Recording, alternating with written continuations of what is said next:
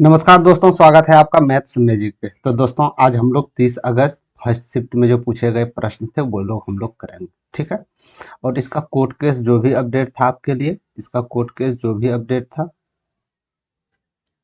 Court case जो update था वो तो जानते हैं 17 नवंबर जो एग्जाम डेट हुआ था, इसको सिर्फ पोस्टपोन किया है, अभी तक इसको पेंडिंग में रखा है। ऐसा नहीं है कि 17 एग्जाम से नहीं हो सकता। यदि सुनवाई आपका अक्टूबर में भी हो जाता है तो मे बी आपका नवंबर में एग्जाम स्टार्ट हो जाएगा, ठीक है। तो इसके फेर में आप लोग ना रहें कि डेट एग्जाम होगा तब हम लोग तैयारी में भिड़ेंगे, क्योंकि दोस्त अभी ही मौका है आपको। जिसका सीबीटी वन में जिसका भी रिजल्ट हो चुका है, चाहे वो एनटीपीसी में जो भी हो, एनटीपीसी में जो भी था, सीबीटी वन में जिसका रिजल्ट हो गया तो वो तो सीबीटी टू की तैयारी में भिड़ चुका है। एनटीपीसी ग्रेजुएट लेवल की भी बात बोलेंगे, कल आपका रिजल्ट आ चुका है, फिर वो सब भी सीबीटी टू में भरेंगे। तो आपके लिए ये बेहतरीन मौका है, तो आप लोग बैठे ना रहें। यदि आप लोग एनटीपीसी में आप लोग निराश हासिल किए हैं तो जरूरी नहीं है कि यही आप लोग के लिए एक बेस्ट अपॉर्चुनिटी है। तो ग्रुप डी में भी आप लोग अभी से तैयारी शुरू कर सकते हैं कि वो तक आते आते एग्जाम डेट आते आते आप लोग की तैयारी बूस्ट हो जाए, ठीक है। तो आप लोग चैनल से जुड़ जाइए, शेयर जरूर कर दीजिएगा। जो भी बच्चा कॉम्पिटेटिव तैयारी करना चाहते हैं, मैथ्स में परेशानी है, ए टू जेड परेशानी सॉल्व हो जाएगा आपका, ठीक है। तो आप लोग चैनल से जुड़ जाइएगा। चलते हैं सीधे प्रश्न की ओर बिना कुछ विलंब किए।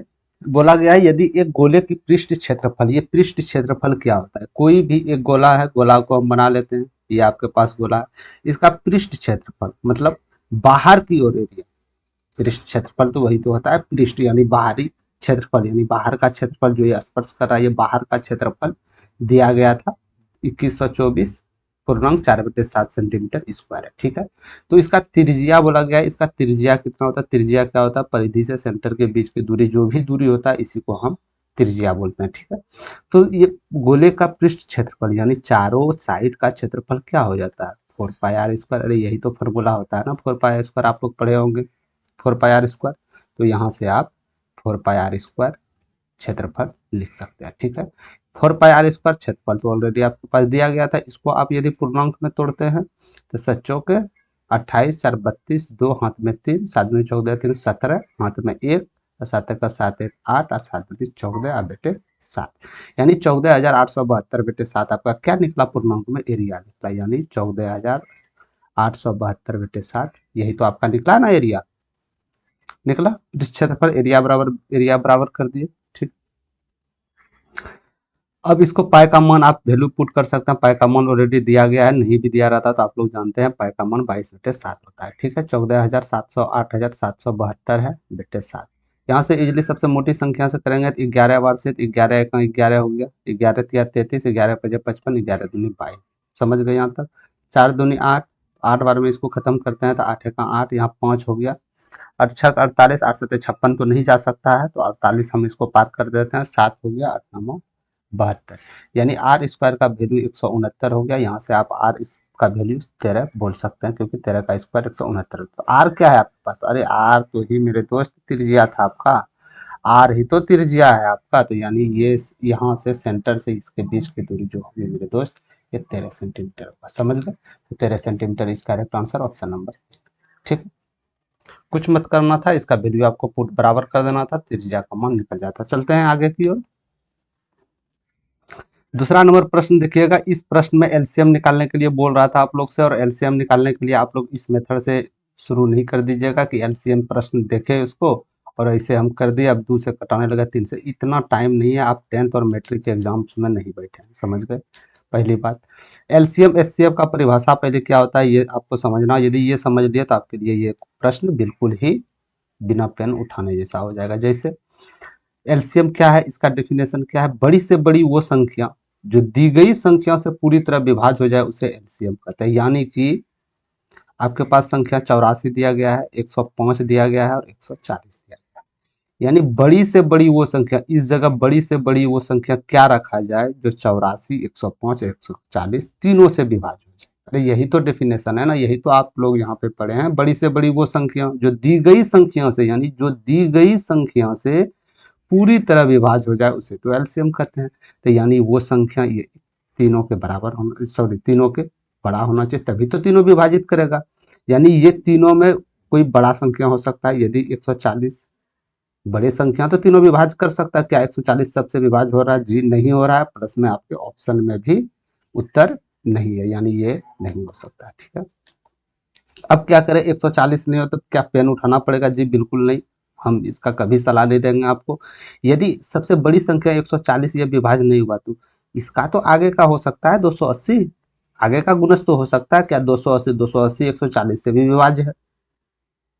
तो क्या 105 से विभाज्य है? जी नहीं, यानी 280 नहीं हो सकता। और ऑप्शन एक नज़र आपको बार बार बताएं, ऑप्शन भी एक नज़र, आप लोग एग्जाम्स हॉल में हैं तो ऑप्शन भी एक नज़र देखते जाना, यानी 280 भी नहीं हो सकता है। तब इसका 3 गुना लेंगे, यानी चौथिया 42 420। क्या 420 84 से विभाज्य हो रहा है? जी 5 बार से जा रहा है। क्या 105 से विभाज्य हो रहा है? जी जा रहा है 4 बार में। 100 ये तो जी 4 3 बार में। यानी कि बड़ी से बड़ी वो संख्या जो दी गई संख्या से पूरी तरह विभाज्य हो जाए उसे एलसीएम कहते हैं, यानी कि 420 ही वो बड़ी से बड़ी संख्या है जो तीनों से विभाज्य हो जाए, यानी 420 इस करेक्ट आंसर हो जाएगा ऑप्शन नंबर ए। बताइए क्या दिक्कत है आपको कोई इसमें? क्यों हम पेन उठाएं? यहाँ पेन भी उठाने की आवश्यकता नहीं था, सिंपल आप क्वेश्चन स्किप करते। हाँ 140 है, यानी इसमें सबसे बड़ी संख्या हो, यानी 140 नहीं, 280 भी नहीं, तो 420 ऑलरेडी है, यहाँ से भी आप दे सकते हैं। समझ गए? चलते हैं आगे की। यदि आपको छांटना ही था, 140 तो हो नहीं सकता है, जब 140 नहीं हो सकता है तो छोटी संख्या नहीं हो सकता है, एक ऑप्शन यहाँ से भी जा सकते थे।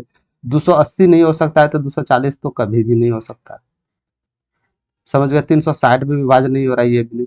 आप चाहे तो ऑप्शन से भी छांट के बना सकते थे, वो आप पे निर्भर करता है आप किस तरह प्रश्न को लेते हैं। ठीक है, तीसरा नंबर प्रश्न को देखिएगा।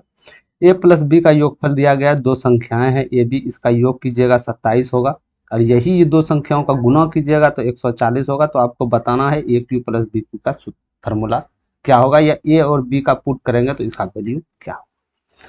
तो सिंपल यहाँ आप दो मेथड से भी बना सकते थे।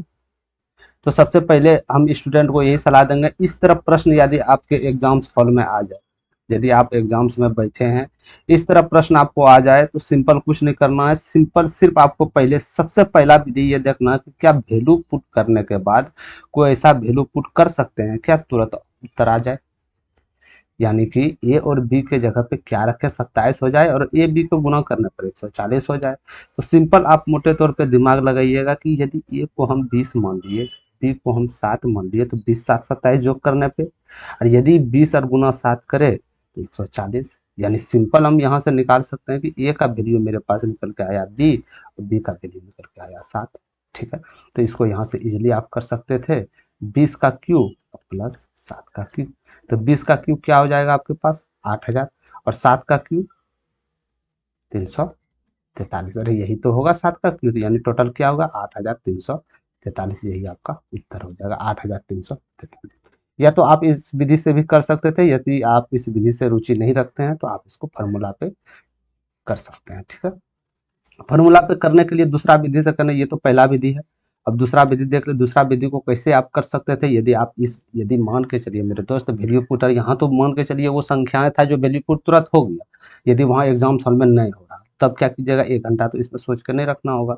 तो सिंपल आपको A cube plus B cube का फॉर्मूला याद रखना होगा। A cube B cube formula क्या हो जाएगा, ए प्लस बी, ठीक है, A square plus B square minus A B. अरे यही तो फॉर्मूला होता है ना, अरे यही तो होता है ना। ठीक है, यहाँ तक आ गए। यानी ए क्यू बी क्यू का वैल्यू निकालने के लिए ए प्लस बी ज्ञात रहना चाहिए, ए प्लस बी ज्ञात है मेरे पास 27 है, अच्छी बात है। ए स्क्वायर बी स्क्वायर भी ज्ञात रहना चाहिए, क्या ए स्क्वायर बी स्क्वायर वैल्यू दिया गया है, नहीं दिया गया है, इसको छोड़िए। माइनस ए बी दिया गया है, जी ए बी दिया गया है 140। तो यानी आपको ए स्क्वायर प्लस बी स्क्वायर आपको फिर से निकालना होगा। तो ए स्क्वायर बी स्क्वायर निकालने के लिए आपको सबसे पहले क्या करना होगा, ए प्लस बी का होल स्क्वायर करना होगा, यानी A square plus B square plus 2ab। ठीक है, तो यहाँ से ए प्लस बी यानी 27 का स्क्वायर, और A square plus B square plus 2ab, 140 है ए बी तो 2 गुना करेंगे 280, यानी A square plus B square का वैल्यू जो आएगा आ जाएगा। तो 27 का स्क्वायर कितना होता है, 27 का स्क्वायर आप लोग इजिली निकाल सकते हैं यहाँ से, 7 दूनी 14 दूनी 28, 9 8 4 12 हो गया, 729। ठीक, तो 729 में आपका 280 माइनस हो जाएगा, तो यहाँ से ए स्क्वायर प्लस बी स्क्वायर का वैल्यू निकल जाएगा, कितना जाएगा, ये 9 चला जाएगा, ये 8 चले जाएगा, ठीक है, ये 4 चले जाएगा, यानी 449। क्या मैंने सही बताया 449? तो 27 का गुना यहाँ 400 क्या हो जाएगा 49, 449 में 140 आप इजिली ड्रॉप कर सकते हैं, 0 यानी 309। ठीक है, आपके पास ये संख्या निकल गई। यदि आप इसको गुना कीजिएगा 9 से 63 तो आपकी संख्या 8343 आ जाएगा। ठीक है, 43 हो जाएगा। यदि गुना में गलती हुआ होगा तो उत्तर नहीं आएगा, गुना सही होगा तो ये उत्तर आ जाएगा। तो उस कहने का मतलब था अब तो आप विधि देख लिए, एक विधि, दो विधि। यदि वैल्यू मीटर पुट हो रहा है तो आप इतने में उत्तर दे सकते थे। यदि वैल्यू पुट आपसे नहीं हो पा रहा है तो आप इसमें कीजिएगा, तो इसमें दो फार्मूला आपको बैठाना पड़ेगा। ए प्लस बी का होल स्क्वायर फार्मूला एक, और ए क्यू प्लस बी क्यू का ये फार्मूला आपको ज्ञात करना चाहिए। यहाँ से आंसर निकल जाएगा इजीली। ठीक है, तो सबसे पहले प्राथमिकता आपको देना है कि वैल्यू पुट यदि हो रहा है तो इजीली उससे आप कर सकते थे। चलते हैं चौथा नंबर की ओर। चौथा नंबर बोला जा रहा है कि एक घर में पिता था और माता था और उसके दो बच्चे थे। इसके परिवार की औसत आयु 26 वर्ष है। यदि पिता और बच्चे की आयु का योग 62 वर्ष है तो माता की आयु का योग क्या होगा, माता की आयु क्या होगा ये आपको बताना। तो सबसे पहले यहाँ से आपको औसत आयु क्या होता है ये ज्ञात करना चाहिए। औसत आयु क्या होता है? औसत आयु यही होता है कुल व्यक्ति की आयु का योग, आयु का योग। ठीक है, जब बोल सकते थे कुल व्यक्ति, कुल आयु का योग और कुल व्यक्ति, कुल व्यक्ति। अरे यही तो होता है औसत ना मेरे भाई, यही तो औसत। औसत आयु कैसे निकालते हैं आप? इसी प्रकार को तो निकालते हैं। औसत आयु कुल व्यक्ति के आयु का योग क्या होगा और कुल व्यक्ति से भाग दे दीजिएगा तो औसत आयु निकल जाएगा। एग्जाम्पल के तौर पे आप देखिएगा, यदि 1 2 3 4 है तो औसत आयु क्या निकलेगा? तो कुल व्यक्ति आयु का योग यानी 4 3 7 2 9 1 10। कुल व्यक्ति कितना है? 1 2 3 4, यानी 4 से भाग दे दीजिएगा यानी 2.5 इसका एवरेज। बस सेम टू सेम यही कंडीशन है। ठीक है, यानी औसत दिया गया है आपके पास, औसत कितना है? 26 औसत दिया गया है। ठीक है, कुल व्यक्तियों की आयु का योग क्या होगा ये तो हमको नहीं पता, इसको हम एक्स मानते हैं। कुल व्यक्ति कितना है? तो यानी एक माता है एक पिता है, यानी 2 और 2 4, 4 है। तो यानी क्या मैं बता सकता हूँ यहाँ से कुल व्यक्ति का आयु का योग हो जाएगा 6 चौक 24, हाथ में 2, 4 दूनी 8 2 10, 104 साल। क्या आ जाएगा? अरे मेरे भाई, एक दो दो 4 व्यक्ति का आयु का योग 104 आया कि नहीं? यदि औसत आयु कुल व्यक्ति का योग हो जाएगा कुल व्यक्ति, तो यहाँ से कुल व्यक्ति का योग ये दोनों गुना करेंगे तो निकल जाएगा। तो यानी कि पिता माता और दो बच्चे यानी 4 व्यक्ति के आयु का योग क्या निकला? आयु का योग क्या निकला आपके पास? 104 निकला या ना निकला? जी निकला। इसमें से पिता और बच्चे यानी कि 2 बच्चे और एक पिता, यानी इसमें 3 व्यक्ति के आयु का योग दिया गया है। कितना दिया गया है? 62। एवरेज नहीं दिया गया, औसत दिया रहता तो इसी प्रक्रिया से हम लोग निकालते हैं, बट आयु का योग दिया गया तो आयु का योग है। तो पूछा जा रहा है माता की आयु क्या है? 4 व्यक्ति था, 4 में से 3 आपका माइनस हो जाएगा तो एक माता का है तो ही बचेगा। यदि पिता और 2 पुत्र का आयु माइनस कर देते हैं हम तो यहाँ से 2, इजली यहाँ से 4, यानी 42 साल आपका करेक्ट आंसर हो जाएगा। Is option number A. समझ गए? कोई परेशानी नहीं है। तो सिंपली औसत वही हो जाता है, टोटल संख्याओं का योग करके टोटल संख्याएं कितना है इससे आप डिवाइड कर देते हैं तो आपका एवरेज का औसत निकल जाएगा। ठीक है, चलते हैं आगे की ओर। इसको चाहे तो आप ऑप्शन से भी बना सकते थे। ऑप्शन से मेथड बनाने का सिर्फ एक ही लॉजिक लगाना पड़ेगा। यदि ऑप्शन से बनाते हैं तो अच्छा अच्छा सवाल 2 मिनट में वो मौत खा जाएगा। समझ गए? तो ऑप्शन से बनाने का एक बेहतरीन ट्रिक्स है, यदि आप मैरिट में नाम करना चाहते हैं, यदि मैरिट में अपना नामांकन देखना चाहते हैं तो आपको ऑप्शन पे भी आना चाहिए। ठीक है, चलते हैं आगे की ओर। इसको कभी भी ऑप्शन से बना देंगे, इजिली ये था, इससे आप जा सकते हैं। ठीक है, चलते हैं 5वां नंबर प्रश्न की। दो समान लंबाई के दो ट्रेन थी। ठीक है, समान लंबाई की थी और एक ही दिशा में 18 किलोमीटर प्रति घंटा और 36 किलोमीटर प्रति घंटा से गति से चल रहे थे। यदि तेज इंजन धीमी इंजन 8 सेकंड में पार करता है तो प्रत्येक ट्रेन की लंबाई क्या होगा ये आपको बताना। तो एक बात बार बार मैं अपने वीडियो में बता रहा हूँ कि कोई भी दो ट्रेन, यदि कोई भी दो ट्रेन सेम डायरेक्शन में यानी समान दिशा में जा रही हो, समान दिशा में जा रही हो तो उसका चाल जो हो जाएगा मेरा भाई, चाल उसका घटेगा। ठीक है, जहाँ तक समझ गए। और कोई भी दो ट्रेन अपोजिट दिशा में आ रहा हो तो उसका चाल जुटेगा। समझ गए? और ये दोनों कंडीशन में ट्रेन की लंबाई हमेशा जुटेगा, ये बात याद रखना। ठीक है, यानी इससे क्या मिला सीख हमसे? इससे यही मिला कि समान यदि दिशा में दो ट्रेन जा रहा है तो उसका चाल घटेगा और अपोजिट डायरेक्शन में यदि सामने तरफ से ट्रेन आ रहा है तो उसका चाल जुटेगा। और दोनों कंडीशन में ट्रेन की लंबाई हमेशा ही जुटेगी। समझ गए? हमेशा ही जुटेगी। ठीक है, तो एक ही दिशा में जा रहा था, यानी ये इधर से जा रहा था 36 किलोमीटर पर घंटा और एक दूसरा जा रहा था 18 किलोमीटर प्रति घंटा। यहाँ तक समझ गए आप?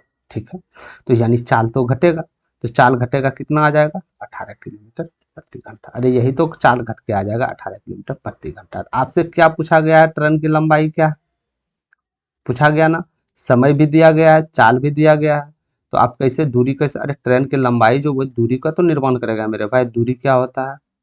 दूरी क्या हो जाएगा? दूरी निकालना है तो चाल अकुना समय। अरे यही तो होता है। ठीक है, तो दूरी, ये दूरी जो होगा ट्रेन की लंबाई, पहले ट्रेन की लंबाई या दूसरी ट्रेन की लंबाई हो जाएगा। चाल आपके पास क्या निकल के आया? अरे चाल आपके पास क्या निकल के आया मेरे दोस्त? तो चाल निकल के आपके पास आया 18 किलोमीटर पर घंटा, लेकिन समय तो यहाँ 8 सेकंड है, तो ये किलोमीटर पर घंटा में इसको मीटर पर सेकंड में बदलना है, तो इसको 5/18 से आपको गुना करना पड़ेगा, तो यहाँ से आपका 5 मीटर पर सेकंड आ जाएगा। 5 मीटर पर सेकंड आ जाएगा, यानी चाल आपका निकल गया 5 मीटर पर सेकंड, तो टोटल दूरी कितना आ गया? 40 मीटर। तो टोटल दूरी जो निकला, क्या टोटल ट्रेन एक का निकला या दोनों का निकला? तो दोनों का निकला, क्योंकि दोनों कंडीशन में ट्रेन की लंबाई हमेशा जुट रहा है। समझ गए? दोनों कंडीशन में ट्रेन की लंबाई जुट रहा है, यानी दोनों ट्रेन की लंबाई का कुल योग 40 मीटर है। तो पहली ट्रेन की यदि एक ट्रेन की लंबाई खोजेंगे तो 20 मीटर इस करेक्ट आंसर हो जाएगा। Option number B is correct answer. समझ गए आप लोग? ठीक है, समझ गए? यानी दूरी निकालना था, दूरी बराबर चाल गुना समय होता है, दूरी वही होगा जो ट्रेन की लंबाई होगा। समझ गए? कोई दिक्कत नहीं है, चलते हैं आगे प्रश्न की ओर। 6 नंबर प्रश्न आप लोग देखिएगा। भरत ने 2 वर्षों के लिए निश्चित साधारण ब्याज की दर पे 10,000 रुपया की राशि उधार ली। ठीक है, भरत ने कोई भी बैंक से साधारण ब्याज की दर पे, साधारण ब्याज है, 2 वर्ष के लिए 10,000 रुपया उधार लिया और अवधि के अंत में 2,000 रुपया का भुगतान किया। ठीक है, ब्याज का भुगतान किया, इंटरेस्ट सिर्फ दिया। ठीक है, तो आपको बताना है रेट क्या, प्रति वर्ष ब्याज की दर क्या। समझ गए यहाँ से? तो कितने राशि लिए थे भरत ने? 10,000 रुपये। अरे यही तो लिए थे, 10,000 रुपये लिए थे भरत ने राशि। ठीक है, कितने साल के लिए लिया था? 2 साल के लिए लिया था। रेट क्या था? उनको पता नहीं रेट क्या था। ठीक है, तो इसका ब्याज कितना निकला? तो 2,000 मेरा ब्याज निकल गया। समझ गए? ब्याज।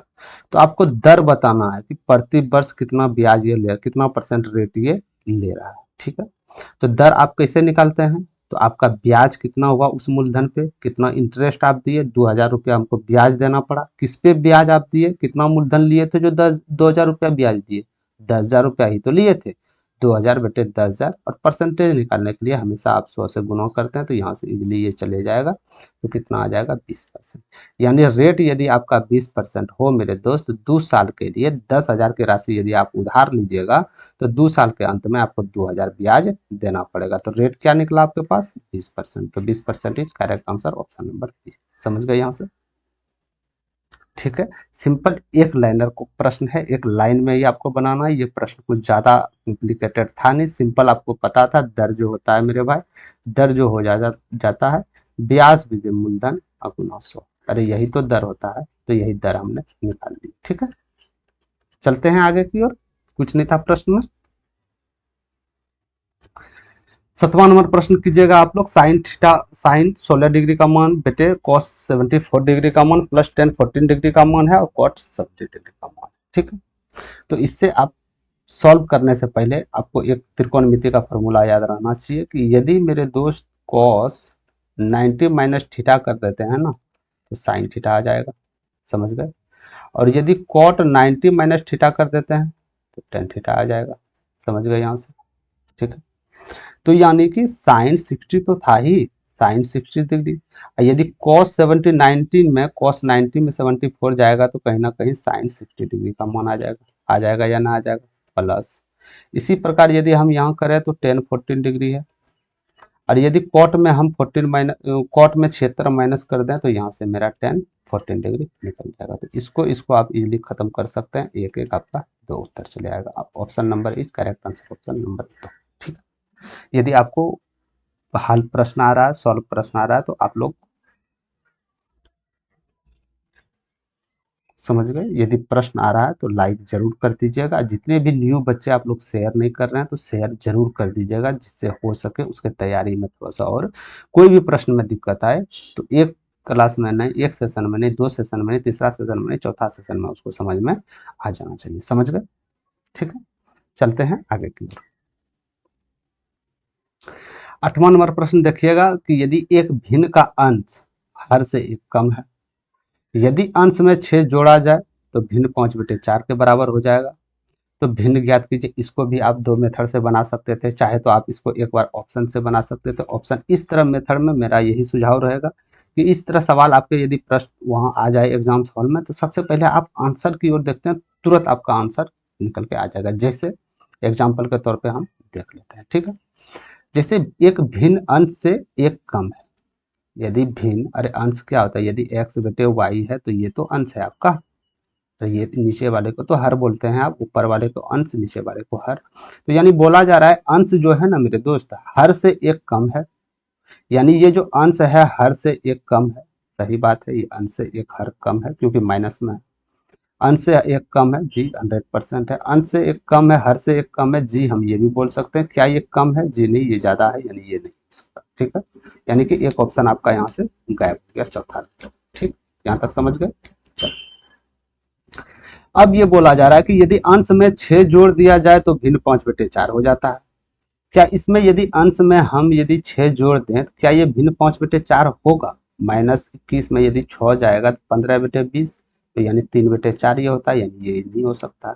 यदि इसमें 6 हम जोड़ते हैं तो 26/21, यदि 26 है तो 5 यहाँ पे कभी नहीं हो सकता, कट ही नहीं सकता, यानी नहीं। ऑप्शन एक ही बचा आपका, option number 3 is correct answer. इसको हम प्रक्रिया देख लेते हैं। यदि हम इसमें 6 ऐड करते हैं तो 25/20 हो जाएगा, तो 5×25 5 चौक 20 हो जाएगा। प्रूव्ड 100% आप लोग का मिल चुका है, देख सकते हैं। ठीक, तो यानी एक विधि तो आप ऐसे बना सकते हैं कि डायरेक्ट ऑप्शन से यहाँ आप पुट करके बता सकते हैं, बहुत सबसे मिनिमम कम समय में। ठीक है, कर सकते हैं। यदि आप दूसरा विधि से अपनाएं इसको, यदि दूसरा विधि से आप अपनाना चाहे, इस विधि से संतुष्ट नहीं है, तो आप एक काम कीजिए, हर को आप x मान सकते हैं, और अंश यदि एक कम है हर से तो x-1 ही तो होगा। ठीक है, तो x-1 बेटे x, समझ गए? समझ गए? और बोला जा रहा है कि यदि इसमें हम 6 जोड़ देते हैं, अंश में छोड़ देते हैं, तो इसका भिन्न 5/4 हो जाता है। तो यहाँ से भी आप कैलकुलेशन करके इजीली निकाल सकते थे। ठीक है, तो आपको कौन मेथड पसंद आ रहा है उससे आप फॉलो कर सकते हैं। चलते हैं आगे की ओर। 9 नंबर प्रश्न को देखिएगा। यदि एक 725 मीटर लंबी ट्रेन 235 मीटर लंबी सुरंग को 48 सेकंड में पार करती है तो ट्रेन की गति क्या होगा, आपको बताना। ठीक है, जब भी कोई ट्रेन कोई दूसरी ट्रेन को पार करे, या कोई सुरंग को पार करे, या कोई प्लेटफॉर्म को पार करे जिसकी लंबाई दिया गया हो, तो हमेशा याद रखिएगा ट्रेन की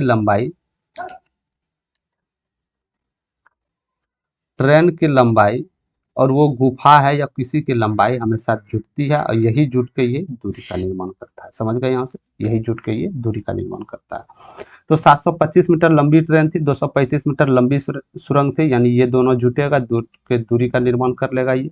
तो दूरी आपके पास क्या निकल के आ गया, तो ये 0 हो जाएगा, 3 2 5 1 6 हो जाएगा, और 7 2 9 हो जाएगा, यानी 960 मीटर हो गया। ठीक है, समय क्या लग रहा है पार करने में, तो समय आपके पास 48 सेकंड लग रहा है या नहीं लग रहा है? ठीक है, जरूर 100% बोल सकते हैं लग रहा है। ठीक है, तो आपसे पूछा क्या गया है, गति पूछा गया है। तो गति क्या हो जाता है, चाल क्या होता है, अरे दूरी बेटे समय तो होता है ही चाल, दूरी बेटे समय।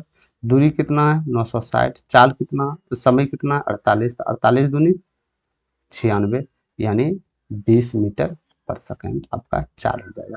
20 मीटर पर सेकंड, क्योंकि ये मीटर में आपका डिस्टेंस था और सेकंड में आपका टाइम था। 20 मीटर पर सेकंड, यदि इसको आप किलोमीटर पर घंटा में करते हैं तो 18/5 से इसको गुना कीजिएगा आप।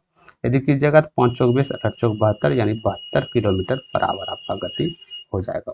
Correct answer number 2 is correct answer. समझ गए आप लोग? ठीक है, तो सिंपल कुछ नहीं था, ट्रेन की लंबाई था और सुरंग की लंबाई था, ये दोनों जुट के मेरा दूरी का निर्माण कर लेता है। हमेशा याद रखिएगा, कोई भी ट्रेन कोई सुरंग को पार कर रहा हो, कोई दूसरी ट्रेन को पार कर रहा हो, या कोई प्लेटफॉर्म को पार कर रहा है, तो दोनों की लंबाई जुट के वो दूरी का निर्माण कर लेता है। समझ? चलते हैं आगे की ओर। 10 नंबर प्रश्न देखिएगा। एक दुकानदार ने 58,000 रुपये की वॉशिंग मशीन ली।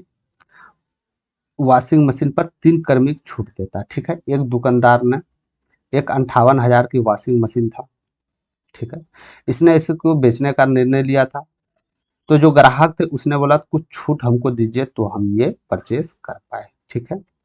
तो इसने छूट के तौर पे 3 क्रमिक छूट पेश करता है, जिससे कीमत घटकर 42,000 होगा। 3 छूट देने के बाद कीमत आपका 42,000 हो रहा है, रुपये हो जाता है, जिसमें कि छूट, पहला छूट 5%, दूसरा छूट 4%, तीसरा छूट S% है। तो आपको बताना है तीसरा छूट कितना दिया जाएगा, तीनों छूट मिलकर 42,000 हो जाए। ठीक है।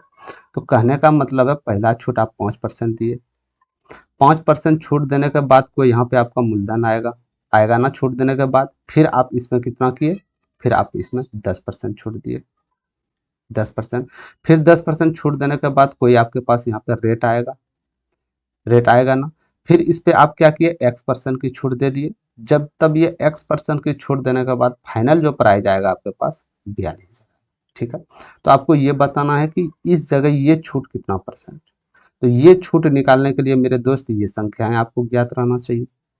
अरे इस जगह ज्ञात रहना चाहिए, इसको छूट निकालने के लिए ये संख्याएं ज्ञात रहना चाहिए, और इसको निकालने के लिए ये संख्याएं ज्ञात रहना चाहिए, तब तो छूट देके आप ये संख्या, इसको ज्ञात करने के लिए आपको इसमें 5% छूट देना होगा। समझ गए? ठीक है। तो चलते हैं छूट की तरफ। यदि इसमें हम इसका 5% लेते हैं तो 5 बटे 100 2 जीरो कर जाएगा, तो 5 जीरो 8×5 = 40 के जीरो हाथ में 4, आप 5×5 = 25 4 29, यानी 58,000 का 5% 2900 हो गया। कह के इसमें माइनस जाएगा क्योंकि वो छूट दे रहा है, तो माइनस करने पे यहाँ क्या आ जाएगा अंक, 0 0 1। ठीक है। तो यहाँ कितना आ जाएगा, 5, 5, यानी 55,100 आपका आ जाएगा। समझ गए? 55,100। ठीक। इसमें आप फिर 10, अरे 55,000 ही आएगा ना, इसमें माइनस कीजिएगा, 0 0 ये 1 हो जाएगा, फिर साथ में जाएगा ये 5 हो जाएगा, यानी 55,100। फिर आज इसमें 10% का वैल्यू क्या हो जाएगा, 5,000, यानी 5,510, यही तो होगा 10%। 55,100 का 10% कितना होगा, यानी 1/10 10% का वैल्यू, यानी 5510 ही तो। 5510 माइनस कीजिएगा तो यहाँ 0 हो जाएगा, यहाँ 9 हो जाएगा आपका, यहाँ 5 हो जाएगा, यहाँ, समझ गए, यानी 0 हो जाएगा, ये 9 हो जाएगा, तो इसमें ये 10 चला गया, 10 में 5 जाएगा, ये 5 हो जाएगा। समझ गए? इसमें 4 आ जाएगा, 9 5 14 हो जाएगा, यानी 4 हो जाएगा, यानी वैल्यू जो आया 49,590। क्या यहाँ तक समझ गए आप लोग? यहाँ तक समझ गए? ठीक है। क्योंकि पहली संख्या को 5% छूट देने के बाद मेरे पास वैल्यू ये आया, इसमें भी 10% छूट देने के बाद वैल्यू ये आया। अब वैल्यू ये आने के बाद कितना परसेंट छूट दिया जाए, जो 42,000 आ जाए, यानी कि पहले आपका था 49,590, इसमें 42,000 छूट दिए, तो संख्या क्या बचेगा, 0 9 5 आएगा ना, 7 75 90। क्या 75 90 आएगा? 49,590 में यदि आप 42,000 करते हैं, क्या 75,500 आएगा, 75 90 आएगा, 9 5 7 75 90 आएगा। ठीक है। तो यानी इतना रुपया छूट दिया, इतना वस्तु का था, छूट देने के बाद X% छूट देने के बाद वस्तु का मूल्य मेरे पास ये निकल के आया। तो छूट कितना दिए, 7590, किस पे छूट चला आपका, तो 49,590 पे छूट दिया। परसेंटेज निकालने के लिए हमेशा आपको बता रहे हैं 100 से गुना कर दीजिए। यदि आप इसको डिवाइड करते हैं तो 75,900 आ जाएगा, और 49,59 आ जाएगा। तो आपको मोटे तौर पे देखना है, क्या ये 9 बार में जा रहा है, ऑप्शन से देखना है, तो 9 बार में 9 चौक 36, नहीं, बिल्कुल ही कम आ रहा है, नहीं जा रहा है। 10 बार में तो ये कभी नहीं आएगा, 49,590 आएगा, ये तो 75,000 है, ये भी नहीं होगा। क्या 12, तो बच्चों का यदि 5,000 इसको लगभग मान लेते हैं, सपोज डेट के लिए हम इसको 5,000 मान लेते हैं, और इसको सपोज डेट के लिए हम 76,000 मान लेते हैं। तो यदि 3 3 चला गया तो कितना आ जाएगा, यहाँ 5 का 5 5 25 5 20, यानी 15.4 के लगभग आएगा, इससे कहीं ना कहीं कम ही आएगा। तो ये आपका उत्तर आ गया 15.4। चाहे तो आप ऑप्शन से भी छांट करके बना सकते थे, या लगभग में अप्रॉक्स मान रख के आप उत्तर दे सकते थे। तो correct answer 15.3 is right answer. समझ गए? ठीक है। तो कर्मिक छूट देना था, तो आप चाहे तो ये कर्मिक छूट आप एकल छूट में भी बदल के दे सकते थे, जैसे 5% 10%, इसको एक छूट में बदलते, एक छूट में भी माइनस देके आपका डायरेक्ट ये आ जाता, तो यहाँ से भी कर सकते हैं इजिली। हम थोड़ा थोड़ा करके इसलिए बताए कि आपको समझने में कोई परेशानी ना हो। ठीक है। चलते हैं 11 नंबर प्रश्न। बोला गया है कि यदि एक समचतुर्भुज का परिमाप ज्ञात करना हो तो आप क्या कीजिएगा, यदि विकर्ण आपके पास दिया गया है 5 सेंटीमीटर और 12 सेंटीमीटर, तो सबसे पहले आप समचतुर्भुज बनाइएगा, कहीं ना कहीं समचतुर्भुज का निर्माण ऐसा होगा लगभग में, ठीक है। इसका बोला गया परिमाण, इसका दिया गया है विकर्ण, यानी विकर्ण तो यही होता है दो कोनों आपस में बांटे, यानी एक विकर्ण इसकी लंबाई 5 है और इसकी लंबाई 12, ठीक है। तो आपसे परिमाप पूछा जा रहा है, परिमाप क्या होता है? चारों भुजाओं का योग ही तो होता है, और समचतुर्भुज है तो चारों भुजाएं सेम होगा, यानी कि ये भी भुजाएं ए होगा, ये भी ए होगा, ये भी ए होगा, ये भी ए होगा। तो कहीं ना कहीं परिमाप चारों भुजाओं को जोड़ेंगे, ए प्लस ए प्लस ए प्लस ए यानी 4a हो जाएगा, यानी आपका परिमाप 4a आ जाएगा। यदि आप ए का वैल्यू निकाल लेते हैं तो आपका परिमाप निकल जाएगा, ठीक है। तो ए का वैल्यू निकालने के लिए पहले क्या करना पड़ेगा? अरे ए का वैल्यू निकालने के लिए क्या करना पड़ेगा? तो कहीं ना कहीं आप ये देख सकते हैं, एक त्रिभुज का निर्माण कर रहा है ना, त्रिभुज का निर्माण, ठीक है। यदि ये पूरी लंबाई 5 सेंटीमीटर, क्या मैं बता सकता हूँ ये आधा की लंबाई 5/2 हो जाएगा, ठीक है।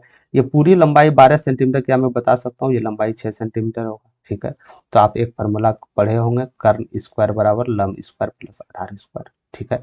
तो ये आपका कर्ण हो गया, यानी ए स्क्वायर बराबर लंब स्क्वायर कितना है, आप 36 बोल सकते हैं, ए स्क्वायर कितना है तो 25/4 हो जाएगा, ठीक है। तो यहाँ से ए स्क्वायर का वैल्यू क्या निकल के आ जाएगा, 6 चौक 24, 4 हो जाएगा, 2 4 12 2 14 144 और 25 169 और बेटे 4 हो जाएगा। तो ए का वैल्यू यहाँ पे निकल के आएगा, ये रूट अंडर चले जाएगा ए का, तो ये 13/2 आ जाएगा, 13/2 या 6.5 आप बोल सकते हैं, यानी भुजा क्या निकला आपका 6.5। अरे यही तो भुजा आपका 6.5 निकला। तो आपका परिमाप खोज रहा है, तो परिमाप क्या होता है 4 ही तो होता है परिमाप। तो 4 और भुजा ए को माने तो भुजा कितना है 6.5, तो क्या हो जाएगा 6 चौक 24 और 2 26 आ जाएगा, समझ गए। 26 is correct answer, option number 3, ठीक है। कहीं कोई दिक्कत नहीं है। ये सवाल एसएससी जीडी में भी बहुत भर भर के पूछे जाते हैं, एसएससी जीडी, ठीक है। तो ये सवाल को आप लोग कम से कम एक नज़र रखिएगा एनी टाइम, कोई भी आगे एग्जाम्स आने की, जो भी आपका एग्जाम्स आएगा उसमें ये सवाल 100% आपको एक देखने को मिलेगा, ठीक है। कोई दिक्कत नहीं, दिक्कत आ रहा तो एक बार आप वीडियो पॉज करके बैक करके आप देख सकते हैं, इजीली आपको समझ में आ जाएगा। चलते हैं 12 नंबर प्रश्न पे। यदि दो समांतर रेखाएं को प्रतिच्छेद करने वाली एक तिर्यक रेखा को एक ही और दो अंतःकोणों का योग 2 3 है, तो इस सबसे बड़ा कोण क्या होगा? बोला गया है कि दो समांतर रेखाएं इस प्रकार की होती है जो आमने सामने, ठीक है। इसको प्रतिच्छेद, प्रतिच्छेद मतलब इसको छेद कर रही है, मतलब इसको काट रहा है, ठीक है। एक तिर्यक रेखा है, एक ही और दो अंतःकोण, अंतःकोण यानी ये कोण कितना है 2 और 3 रेशियो में, ठीक। तो बोला गया ये दोनों में सबसे बड़ा कोण कितना होगा, आपको ये वैल्यू बताइए। ये तो आपका रेशियो दिया गया था 2 3, अरे ये आपका रेशियो दो आंतरिक कोणों का रेशियो दिया गया था ना 2x और 3x दिया गया था। तो आपसे ये भुजा बताना तो x का वैल्यू क्या होगा कि ये मेरा कोण निकल जाए। तो x का वैल्यू निकालने के लिए सबसे पहले हमको ज्ञात करना हो कि दो आंतरिक कोणों का योग क्या हो जाता है। तो हमेशा ये बात याद रखिएगा कि दो यांत्रिक कोणों का योग हमेशा 180 डिग्री होता है, समझ गए। कोई भी दो समांतर रेखाएं को कोई तिर्यक रेखा प्रतिच्छेद करती है तो उसके आंतरिक कोणों का योग 180 डिग्री हो जाता है। यानी कि ये जो आंतरिक कोणों का ये तो रेशियो तो ही है, यानी इसके योग करने पर 180 हमको आना चाहिए, लेकिन आ कितना रहा है 5x आ रहा है। इसको 180 के बराबर, यानी x के जगह पर वैल्यू क्या रखे जो 180 के बराबर हो जाए, तो सिंपल आप इसको कटा दीजिए, तो 5 दिया 15, अब 5 6 30, यानी x बराबर यदि आप वैल्यू 36 रखते हैं तो ये दोनों वैल्यू सेटिस्फाई हो जाएगा, ठीक है। तो सबसे बड़ा कौन पूछा जा रहा है, सबसे बड़ा कौन है 2x 3x में, तो 3x है, x का वैल्यू 36 निकला तो यहाँ से गुना कीजिएगा 108 आपका सबसे बड़ा कौन हो जाएगा, यानी 108 डिग्री। ये आपका उत्तर हो जाएगा करेक्ट नंबर, ऑप्शन नंबर 3। ये सब डिग्री में याद रखिएगा, ठीक है। यानी 108 डिग्री हो जाएगा। कैसे हो जाएगा, क्योंकि हम जानते हैं दो आंतरिक कोणों का योग हमेशा 180 डिग्री के बराबर हो जाता है। तो यानी ये जो रेशियो है तो ये तो 180 डिग्री के बराबर होनी चाहिए, तो यहाँ से आपका उत्तर इजिली निकल जाएगा, समझ गए, ठीक है। चलते हैं आगे की ओर, ठीक। 13 नंबर प्रश्न को देखिएगा, 2.46 गुना 2.46, यहाँ यहाँ ये तो आप देख लिए होंगे, ठीक है। तो इससे आपको क्या समझ में आ रहा है कि यदि ये संख्या और ये संख्याएं बराबर है, ये गुना है, यदि आप इसको a मानते हैं तो यहाँ पे a स्क्वायर हो जाएगा, माइनस है। ये भी दोनों संख्याएं बराबर है, यदि इसको आप b मानते हैं तो यहाँ पे b स्क्वायर हो जाएगा। और नीचे यदि देखते हैं तो a और ये b माने तो a माइनस बी हो जाएगा, ठीक है। तो यहाँ से सिंपली क्या निकल के आया a square minus B square बटे a माइनस बी, ठीक है। ए स्क्वायर बी स्क्वायर का फॉर्मूला आपको याद रहना चाहिए, ए प्लस बी होता है और ए माइनस बी हो जाता है। ठीक है, नीचे ए माइनस बी दिया गया था तो ए माइनस बी कट जाएगा, तो ए प्लस बी का वैल्यू आपसे पूछा जा रहा है, तो ए प्लस बी का वैल्यू क्या होगा। तो ए कितना था 4.26, बी कितना था 1.46, यानी ये दोनों को ऐड कीजिएगा तो कितना हो जाएगा, यानी 392। ठीक है, तो यानी इसको आप यदि कीजिएगा 392 बटे 100 आपका करेक्ट उत्तर है। 392 बटे 100, ऑप्शन नंबर 392 बटे 100, 100, 100, यही उत्तर हो जाएगा ऑप्शन नंबर ए। ठीक है, कहीं कोई दिक्कत नहीं है, तो option number A is correct answer. तो इस तरह सवाल को सिंपल बार बार बताएं, प्रश्न को एक बार जब तक नहीं पढ़िएगा, उसको एब्जॉर्ब नहीं कीजिएगा, उसमें क्या नियम पर क्या मेथड लगने वाला, जब तक नहीं सोचिएगा तो ये होने वाला नहीं है, और ये होगा आपका प्रैक्टिस से। चाहे वो आप पीवाईक्यू के रूप में प्रैक्टिस दे रहे हो, या एमसीक्यू के रूप में प्रैक्टिस दे रहे हो, या आप कहीं प्रैक्टिस सेट मार रहे हो। ठीक है, सबसे बेहतरीन है मैथ में आपको कंट्रोल बनाए रखना है, पीवाईक्यू देते रहिए, एमसीक्यू देते रहिए, आप प्रैक्टिस जितना से भी जितना हो सकता है देते रहिए। ठीक है, वो भी एक विधि से नहीं, अलग अलग तरीका अपना के। ठीक, चलते हैं 14 नंबर प्रश्न की ओर। बोला गया कि यदि x सबसे बड़ी संख्याएं हैं, क्या बोला गया है, यदि x सबसे बड़ी संख्याएं हैं तो 3808, 47, 98 और 51, 28 को विभाजित करने पर समान शेषफल 13 देता है, तो x के अंकों का योग क्या होगा, ये आपको बताना है। ये प्रश्न भी बहुत बार पूछे जा रहे हैं, और अधिकतर स्टूडेंट, अधिकतर विद्यार्थी इसमें प्रश्न में गलती करते हैं। आखिर वजह क्या है पता। तो संख्याएं क्या आपके पास था, 3808, दूसरी संख्या है 4798, तीसरी संख्या है 9128। ठीक है, ये समझ गए, ये संख्याएं आपके पास दिया गया। बोला जा रहा है मेरे दोस्त कि x वो सबसे बड़ी संख्याएं है जो इसमें इसको विभाजित करने पर समान शेषफल 13 बचता है। ठीक है, यानी x कोई संख्या होगा, यदि ये संख्याओं को इसको इसको इसको भाज देते हैं तो सब में 13 13 13 13 शेष बच जाएगा।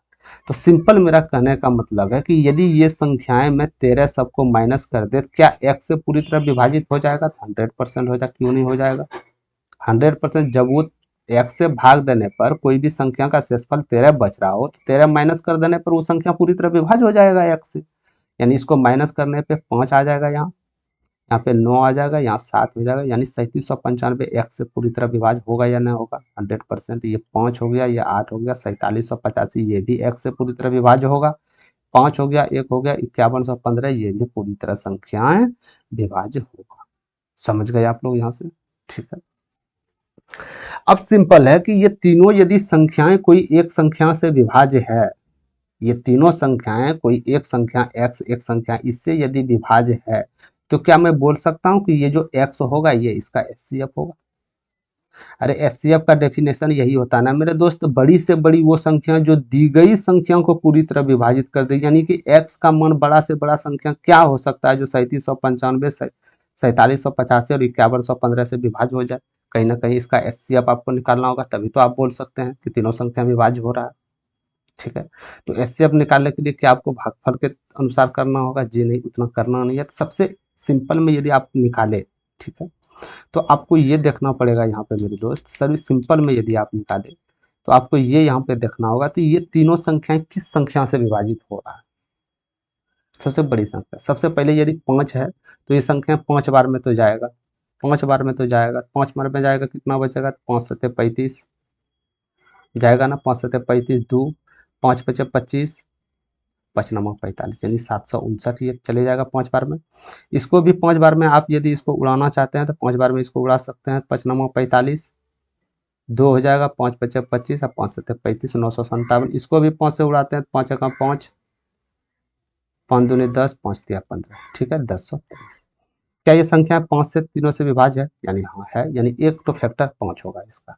अब वो दूसरी संख्याएं ढूंढिए जो तीनों को विभाज्य कर जाए, तो दूसरी संख्या निकल के आ रहा है 11। यदि 11 तीनों संख्या विभाज्य है तो 11 छके 66, 11×9 = 99, 11×8 = 88, 11×7 = 77, 11×9 = 99, 11×3 = 33, यानी सब संख्याएं 11 से विभाज्य है, तो यानी यहाँ 11 हो जाएगा। क्या अब ये तीनों संख्या किससे विभाज्य है, तो सिंपल आ रहा है कि सबके इकाई डिजिट पे है, 3 से ये विभाज्य हो जाएगा, 3 दूनी 6, 3 तिया 9, 3 दूनी 6, 3×9 = 27, 3 तिया 9, 3 × 3, तो यानी 3 होगा। क्या और ये संख्या किसी कोई भी संख्या से विभाज्य है एक छुड़ा के, जी नहीं, 23, 29, 31 एक छोड़ा के और किससे विभाज्य हो सकता है, यानी ये नहीं हो सकता, यानी कि 3 फैक्टर जो कॉमन है जो तीनों से विभाज्य हो रहा है, तो यही आपका एचसीएफ हो जाएगा। तो आपका एचसीएफ यहाँ से क्या निकला, 11 तिया 33, सॉरी 11 पचे 55, आप 55 दिया 165, यही आपका एचसीएफ निकला ना 165। क्या एचसीएफ खोज रहा था, जी नहीं, इसका योग पूछा रहा, अंकों का योग, तो योग क्या हो जाएगा 1 6 5 6 1 7 5 12, तो आपका उत्तर 12 इज करेक्ट आंसर होगा, ऑप्शन नंबर 3। समझ गए, समझ गए। सिंपल हम कुछ नहीं किए मेरे दोस्त, इसमें मेथड में सिर्फ यही हम लगाए अनुमान कि यदि शेषफल 13 बच रहा है तो 13 माइनस करते हैं तो ये संख्याएं पूरी तरह विभाज्य हो जाना चाहिए x से।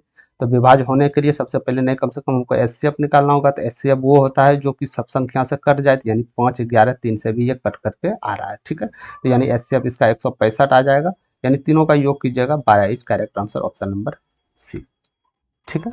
चलते हैं 15 नंबर प्रश्न की ओर।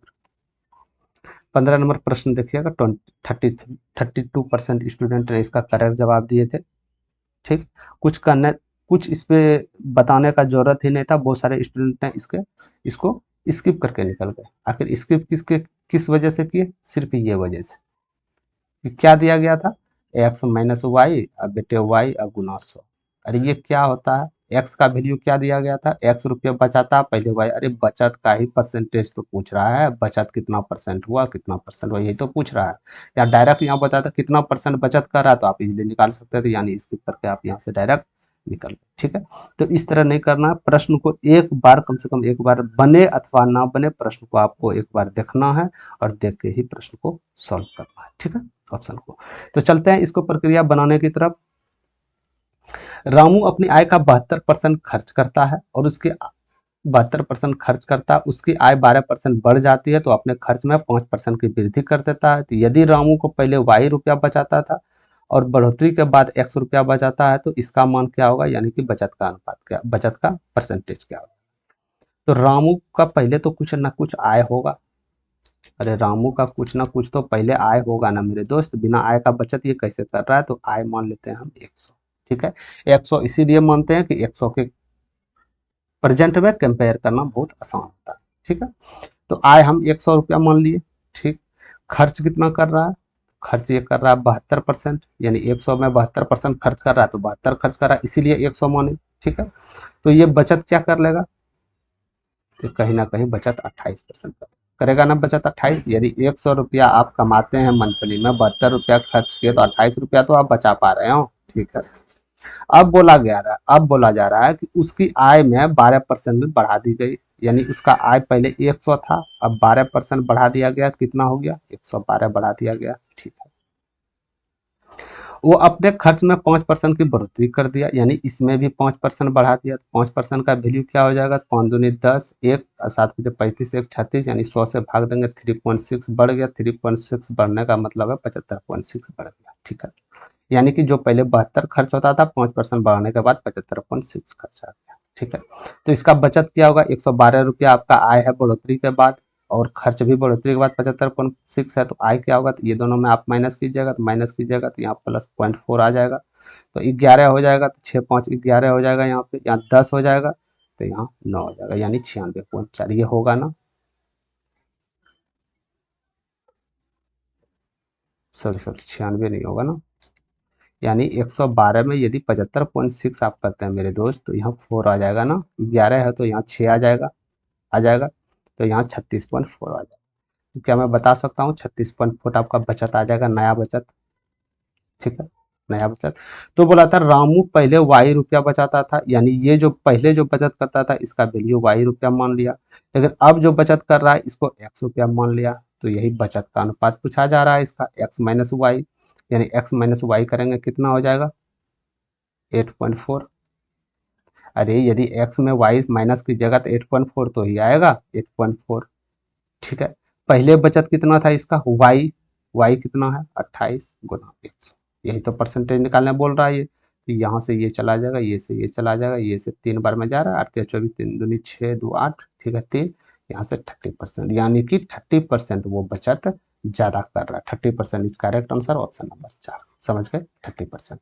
आप देख सकते हैं पहले 28 रुपया बचाता था, बढ़ोतरी के बाद आप 36.5% बढ़ा रहा है ये, बचत कर रहा है तो बचत में परसेंटेज में निकालना था, तो पहले कितना बचत किया, ये दोनों का अंतर करके अब पहले बचत गुना 100, यही आपका बचत का आंसर है। सिंपल है, समझ गए। चलते हैं 16 नंबर प्रश्न की ओर। लक्ष्मण और भरत ने क्रमशः 48,000 रुपया और 72,000 निवेश करके एक व्यापार शुरू किया था और 6530 रुपया का लाभ हुआ उसको, तो बताना है भरत का हिस्सा क्या है। ये आपका साझेदारी का प्रश्न है, या इसको बोल सकते हैं पार्टनरशिप का प्रश्न है। ठीक है, एक प्रश्न आपको देखने में हर एक एग्जाम में मिल जाएंगे। ठीक, लक्ष्मण और भरत ने क्रमशः 48,000 रुपया 72,000 रुपया एक पूंजी इन्वेस्ट किया था, कोई बिजनेस करने के लिए, व्यापार शुरू करने के लिए इतना रुपया इन्वेस्ट किया और एक साल में उसने देखा कि 6500 रुपया मेरा प्रॉफिट हो रहा है। तब बताना है कि आपका फायदा कितना होगा, किसको, भरत। समझे, क्योंकि यदि मेरे दोस्त दोनों पैसा लगाया है तो कहीं ना कहीं ये जो प्रॉफिट हो रहा है, प्रॉफिट तो बटेगा, तो प्रॉफिट किस पे बटेगा, ये सबसे बड़ी ज्यादा जरूरी है। प्रॉफिट आप किस पे बताइएगा, तो हमेशा याद रखिएगा मेरे दोस्त, साझेदारी में साझेदारी में यदि टाइम सेम हो, टाइम यदि समान हो, टाइम यदि समान हो, उसके निवेश, जो निवेश धन किया उसके अनुपात में आप लाभ को बांट सकते हैं, उसके अनुपात, निवेश के अनुपात में लाभ को बांट सकते हैं। यदि टाइम असमान हो, टाइम असमान और धन समान हो, तो टाइम के रिस्पेक्ट में आपको धन को बांटना है। समझ गए, तो यहाँ टाइम समान है, वार्षिक लाभ टाइम का कोई जगह, लेकिन धन आपका अलग अलग है, तो इसके अनुपात में आपका लाभ बटेगा।